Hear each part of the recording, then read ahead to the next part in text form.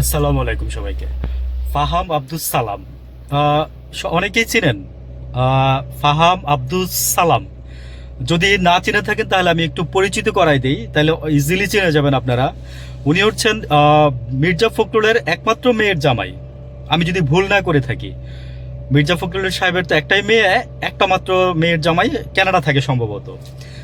তো ওনারা নিয়ে অনেক সমালোচনা আছে। উনি অনলাইন অ্যাক্টিভিস্ট বলতে আমি বোঝাতে চাচ্ছি, I like him very personally. হ্যাঁ, তাকে আমারও ভাল লাগে।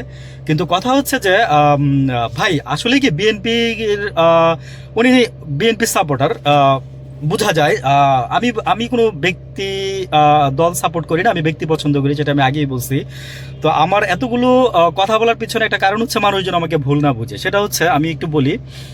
ফাহাম আব্দুল সালাম বলছে যে জামাতের যদি কেউ পাশ করে তাহলে অর্থমন্ত্রী খুঁজে পাওয়া যাবে না বাংলাদেশে।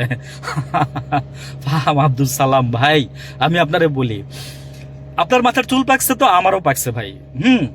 তো আপনি মানে একটা গাম্ভীর্য ছিল আপনার মধ্যে, কথা বলার সময় একটা ভাব গাম্ভীর্য ছিল, এবং আপনি অনেক ফ্যান্টাস্টিক টাইপের অ্যাটিটিউড করে আপনি ভিডিওগুলো দিতেন বা বলতেন। আজকে থেকে 2-4-5 বছর আগে, এখন ইদানিং আপনাকে দেখি না এই ভিডিওগুলো দিতে।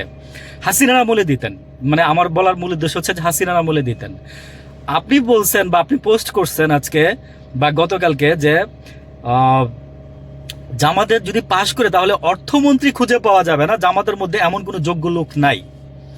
তো একটু হাসি ফাহাম সাহেব, মানে ওই যে বললাম না যে জানতে জানতে মানুষ জানোয়ার হয়ে যায়, উইথ ডিউ রেসপেক্ট। আবার এই কথাটা বলতে হবে ভাই, তারা আবার বুঝছেন সুশীল হইতে চায় আমাদের দেশে, তারা আমাদের দেশে আবার সুশীলও হইতে চায়। এই জন্য উইথ ডিউ রেসপেক্ট বলতে হবে তাদেরকে, বুঝছেন?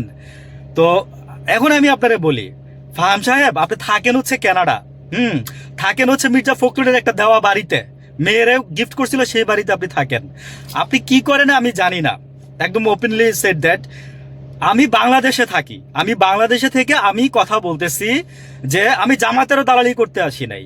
আপনি কথা বলছেন তাই আপনার কথাটার মানে বিপক্ষে দুইটা কথা বলতেছি, বা মানে আপনার উল্টা দিকে যায়। ঠিক আছে, আমি বলছি না যে যেখানে অন্যায় দেখবো সেখানে আমি কথা বলবো, যেখানে আমি অন্যায় দেখবো সেখানে আমি কথা বলবো। জামাতের মধ্যে না হলে 40 জন ব্যক্তি আছে। ঠিক আছে ফাহিম সাহেব, আপনি কি জানেন? এই জন্যই বলছি, আপনি থাকেন কানাডা, আমি দেখি বাংলাদেশে। আপনি কি জরিপ করেন আর আমি কি জরিপ করি? এই জন্য বললাম আর কি এই কথাগুলো, আমার উচ্ছিষ্ট কথাগুলো এই জন্য বললাম। এখনই তো বুঝতে পারছেন অনেকেই।